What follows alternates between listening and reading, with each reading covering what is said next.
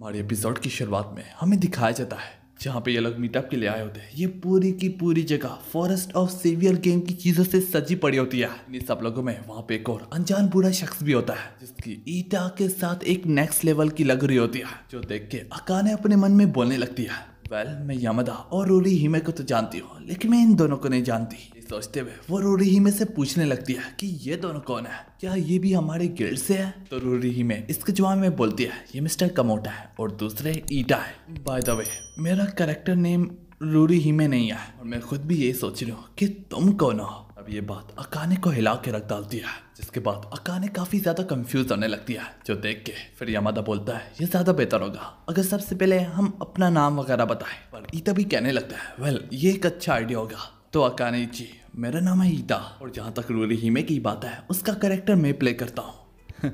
जो सुनने के बाद अकाने इची के पैरों तले जमीन खिसक जाती है और ईटा अपने कैरेक्टर से कुछ ज्यादा ही लगाव लगता होता है। पर तभी अकाने जी इस बात पे गुस्सा होने लगती है और वो कहती है मैंने तुम्हें नंबर दिया ये सोच के तुम एक लड़की हो। खैर यार, इसके बाद फिर वो बूढ़ा बंदा अपना इंट्रोडक्शन पेश करने लगता है। मेरा नाम है तकाज़ी कुमोता और मैं हमेशा गेम के दौरान डंजन्स वगैरह में फेर होता हूँ, जिस वजह से तुम मुझसे गिल्ड में कभी मुलाकात नहीं कर पाई। और जहाँ तक उस लड़की की बात है जिसे तुम रोरी हिमे समझ रही थी, दरअसल ये ईटा की छोटी बहन है और ईटा ने रोरी हिमे का मॉडल अपनी बहन को ही देख के बनाया है। और जो हमारे सामने है वो अकीतो यामादा है और मेरे ख्याल में तुम इसे जानती होगी। ये बात सुनने के बाद रूना काफी ज्यादा हैरान होती है और वह हैरानगी से पूछने लगती है क्या तुम दोनों एक दूसरे को जानते हो? तुम्हारी मुलाकात आखिर कब हुई?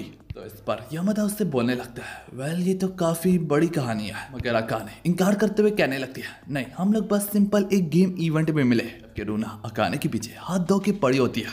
पर अब कहीं जाके अकाने के मन को थोड़ा सा सुकून मिलता है और वो बोलने लगती है यामादा, जब उस दौरान मैंने गेम में तुम्हें ईटा के साथ अकेले में देखा था, मुझे लग रहा था कि तुम दोनों एक दूसरे के साथ फ्लर्टिंग कर रहे हो और तुम लोग एक कपल हो। बात पे यामादा भी उससे बताने लगता है पिछले गल में ये मेरा अपर क्लासमैन होता था, मैं इसका इस कदर आदी हो चुका हूँ कि मैं गेम में भी बस इसे सेंपाई समझता हूँ। इन्हीं सब में अकाने उससे ये भी बोलती है यामादा, जब तुमने मुझे कहा था कि तुम्हारे पास कोई गर्लफ्रेंड नहीं है, मुझे लगा ये एक झूठ है। तुमने जो कहा वो सच कहा और मुझे इस बात की काफी खुशी है।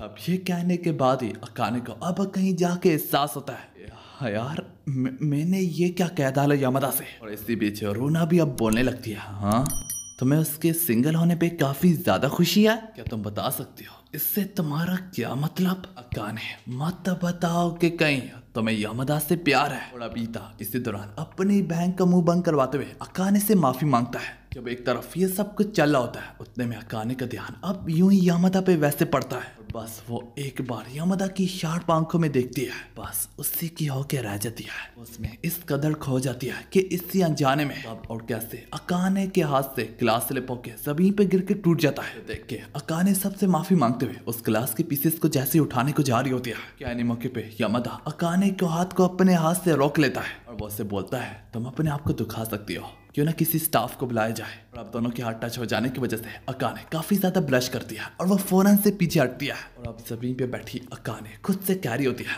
मुझे अपने आप को संभालना होगा, मेरा पूरा चेहरा लाल हो चुका है। जिस समय यामादा यहाँ से जाते हुए कहने लगता है मैं कॉल करके आता हूँ, इन सब में अकाने भी अपने आप को संभाल ही लेती है। और फिर वो मिस्टर कमोटा से पूछने लगती है क्या तुम लोग आपस में काफी देर से जानते हो? तो मिस्टर कमोटा उससे बताते हैं वैसे तो हम लोग पहले दूसरी गेम खेला करते थे, पर एक दिन जब यामादा ने हमें इस गेम के बारे में बताया तो हम ये गेम भी खेलना शुरू हो गए। जबकि रूना दूसरी गेम ज्यादातर खेलती है और इस गेम में सिर्फ 3 महीने में एक बार ही लॉगिन होती है। ईटा को तुम्हारी गिल्ड में आने की वजह से काफी ज्यादा खुशी है। जो सुनने के बाद रूना अब अकाने पे भड़क उठती है ओए कहीं तुम अब मेरे बड़े भाई पे भी तो दौड़े नहीं डालती ना।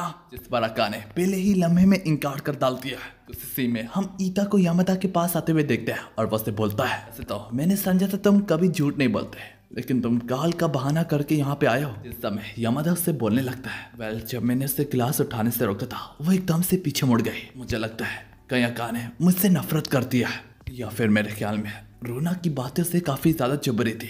ईटा इन्हीं सब में ये भी बोलने लगता है अकाने रियल लाइफ में काफी ज्यादा प्यारी है। जब तुमने मुझे बताया था कि वो बिल्कुल अपनी कैरेक्टर पे गई है तो मुझे तो लगा था कि वो बहुत ज्यादा बचकाना हरकतें करेगी, और यामादा अभी भी यही बोलता है वो अभी भी अपने कैरेक्टर पे ही गई है। लकी ईटा अभी भी उसकी बात से एग्री ना करता।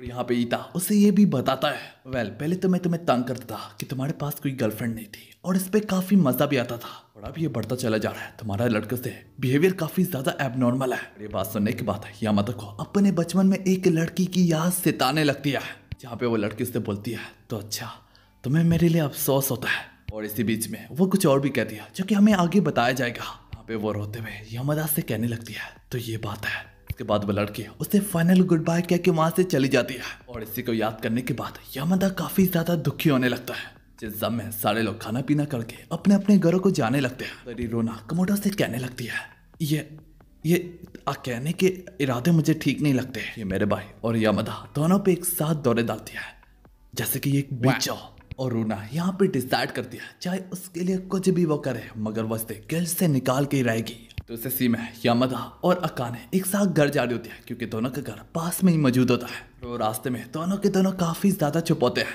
और इसी बात पे यामादा काफी कन्वर्सेशन स्टार्ट करने की कोशिश भी करती है, लेकिन यामादा हर एक का जवाब सिर्फ हाँ और ना में दे रहा होता, और इसी वजह से दोनों के बीच में ज्यादा कन्वर्सेशन होती भी नहीं है। और अब अकाने एक बार फिर से उससे पूछने लगती है वैसे घर जाके तुम खाने में क्या खाओगे। तो उसके जवाब में यामादा उससे बताता है उसे ज्यादा भूख तो नहीं लगी तो वो जाके पूड़ी खरीद लेगा।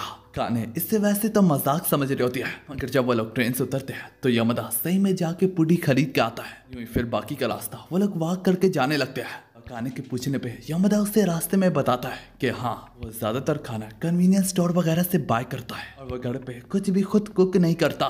तभी घर जाते जाते अकाने के दिमाग में एक आइडिया आता है। अकाने उसे यहीं पे 10 मिनट इंतजार करने के लिए कहती है। ये कहने के बाद अकाने दौड़ते हुए फौरन से अपने घर जाती है, और उधर यामादा अब सोचने लगता है वो अब क्या कर रही होगी, जबकि वो अंदर से काफी ज्यादा टूटी हुई थी। क्या वो अब ठीक हो चुकी है? और अब थोड़ी देर में अकाने पागलों की तरह भागते हुए हाथ में कुछ पकड़ के आ रही होती है। यहाँ पे हमें पता चलता है अकाने उसके लिए अपने घर से करी और राइस लाई होती है, जबकि अकाने ने फ्रोजन राइस पास ही स्टोर से अपने पैसे से खरीदे होते हैं। देखते देखते यहाँ पे अकाने को रूना की भी कॉल आती है, जिस पर फोन कॉल में रूना उससे माफी मांगती है कि वो काफी रूड सा बिहेव कर रही थी उससे। इसके साथ ही साथ वो उससे ये भी बताती है कि वो उससे दोबारा भी मिलना चाहेगी। अकाने उसे सैटरडे के दिन का टाइम देती है, और कॉल के बंद हो जाने के बाद अकाने काफी ज्यादा खुश होती है। घर लौट जाने के बाद यामादा भी घर बैठ के अपना कैलेंडर देख रहा होता है, और वो कह रहा होता है अकाने ने तो कहा था कि वो सैटरडे वाले दिन रूना से मिलेगी, पर सैटरडे वाले दिन तो रूना का ट्यूटोरिंग जॉब का दिन होगा। हाँ यार, इसी के साथ हमारी ये वाली एपिसोड यहाँ पे खत्म होती है।